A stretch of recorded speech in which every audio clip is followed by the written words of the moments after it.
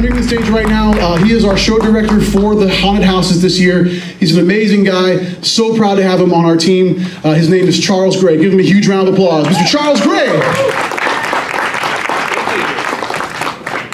All right, well, welcome everybody. We're going to be talking about houses. We have 9 different houses this year. And of course, we have to start with the big boys, the bad boys, Freddy versus Jason. All right, now again, like Mike said, we had Freddy before, we had Jason before, but this year we're putting them together to fight to the death, if you will. All right, so the first third of the house is all based on the aesthetics of Jason. All right, so we have the Camp Crystal Lake. You're going through all those iconic looks with Jason, the machetes, the body count. Then we move into the next third of the house, and we're talking about Freddy.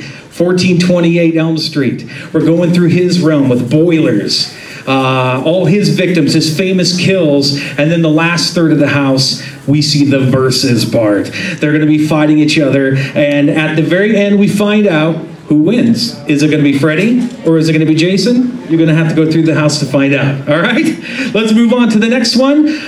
This is Body Collectors Recollections. Very excited about this, and let me just talk about the originals. We have some original content in the houses. And what we decided to do this year is take some of the favorites of the past 25 years and then mash them together and see what would happen. So for this house, we take the Body Collectors, which we've had in 2 different incarnations, and we're putting them in Shady Brook Asylum.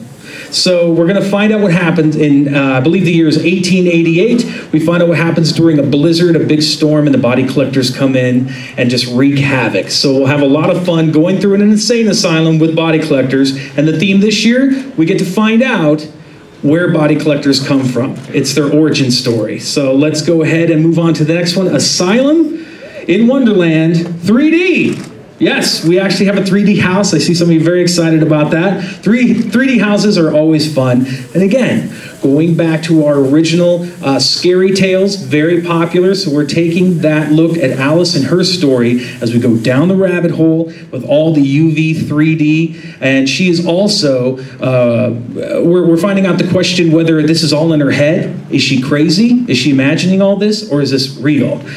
So a lot of UV fun, a lot of in-your-face effects and scares for that house. Doing 9 houses this year, creating them gives us the opportunity to bring back one of our most famous houses ever, American Werewolf in London. Top-rated house, and we have never replicated a house like this before. I talked to a lot of my friends who maybe didn't see it. They're like, oh, I wish I would have seen that house. We're bringing them back. We're bringing back the house. Same design, but a couple of tweaks and twists that you'll have to see when you go through the house. Am I allowed to say the extra thing? Yes? We have an extra wolf puppet in the house, so even more than we had before. So extra scare for you. Very excited about that one. And then along with that, we have Insidious. Now, I heard some of you, let's see, are big fans of Insidious. It was out in Hollywood before. We're bringing it here. And this is representative of all 3 movies. So we have those icons from all 3 movies. The Breathing Man from number 3. We have the Lipstick Demon or Red-Faced Demon. And we also have the woman or the Bride in Black, which is very freaky all through the house. This has been an exciting property to work with. And again, we talked about the variety of the houses. This house in particular has Manuel, one of our designers, did such an amazing job of capturing that ghostly feel as you go through it, just from the wallpaper, the colors, everything is just amazing. And then we move on to one of my favorites from last year in the street zone was the Purge. Now, a lot of people really enjoyed that, and we thought, well, what can we do?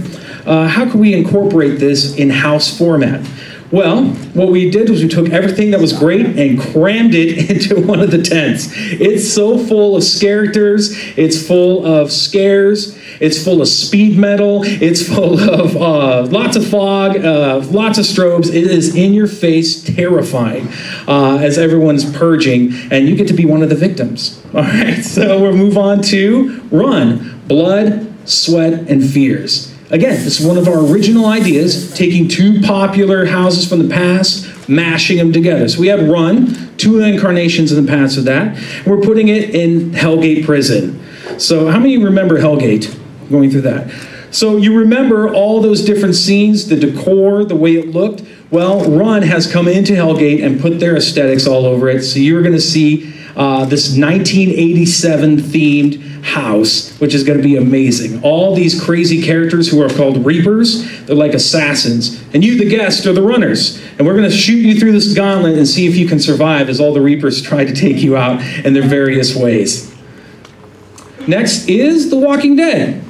We, last year, had the task of making this an amazing house since we had done it 3 times. Well, we're doing it the 4th time. Last year we made it big. We just expanded all over the place. How can we make this bigger and better? This year, we're building up. You're gonna go in and see these very tall, very high scenes that are amazing. It follows season 5. So we're going from Terminus and making that journey that the cast did all the way through. We're going to see the churchyard. You're going to see, well, we've been talking about a lot. I'm sure if you've heard of it, but we're going down to that food bank basement. This is the first time we've had actual skeletons in waist-high water attacking you as you go through. It's going to be amazing. And the makeup, the prosthetics, the masks, everything look amazing in that house. It's The Walking Dead. And then we have 25 years of monsters and mayhem. We've been talking about 25. It's a silver anniversary. Very excited. We want to give you guys all a taste of all your favorite scares. And this house, each room is representative of a different past room or house that we've seen in the past. Characters, even the decor, we've taken stuff from different years. Lots of Easter eggs in this house. I'll just give you a few examples. Somebody told me the other week that their favorite house ever was the Forsaken with the tip ship. So we have that there. We have lots of scary tales. We have icons in there. Lots of Jacks, of course, because he is presenting the house. And we're going to see all 3 versions of the Jack, which I'm very excited about too.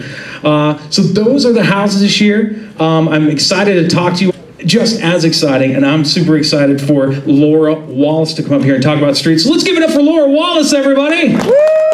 Everyone. I'm super excited to talk to you about streets. I'm going to give you just a very brief overview of what we're doing in the streets this year, and I can give you more detail if you want to come see me later. This year, we really wanted to twist it up. Use some of the brands that we know and love to work with at Halloween Horror Nights and put a new twist on it. Do something different. So the first brand that we're going to see is Scary Tales. Again, a brand that we know and love and we've done many different ways. We're putting that steampunk flair on top of it, and we're calling it Scream Punk. So you'll see some of your favorite scary tale creatures out there. Next we have Evil's Root. One thing we love at Halloween Horror Nights is to dig into that tradition of Halloween, that very natural scare of Halloween. And Evil's Root, you're going to see all those bats and fairies and beasts that we have done in the past and putting a new twist on it. You're also going to see the jack-o'-lanterns all through Central Park, something that we love. In San Francisco, we're bringing back the all-night die-in. We've done this many different ways at Halloween Horror Nights. We've had a house, we've had a street program. This year, we're featuring a double feature. One set, you're going to see all grayscale classic monsters, and then we switch it up and go contemporary horror icons like Purge, like The Strangers, like Freddy, like Jason. You're going to see them all out there. So that's our double feature. Next, we're featuring icons. The icons are in Hollywood and they are back and better than ever. They're actually going to show you how they became a Halloween Horror Night icon by showing you how they kill. We have the director, the caretaker, the usher, the storyteller, all kind of giving you the insides of why they became the icons of Halloween Horror Nights. And last but not least, one of my favorite brands that we've ever done in Halloween Horror Nights, those psycho patients from Psychoscarapy, we're taking them to the streets for the first time ever. This street is going to be bloodier than anything we've ever seen before. Those psycho patients have embarked and been unleashed into a very traditional Halloween party, and they cause mayhem. So those are the streets. I can talk to you more about them later.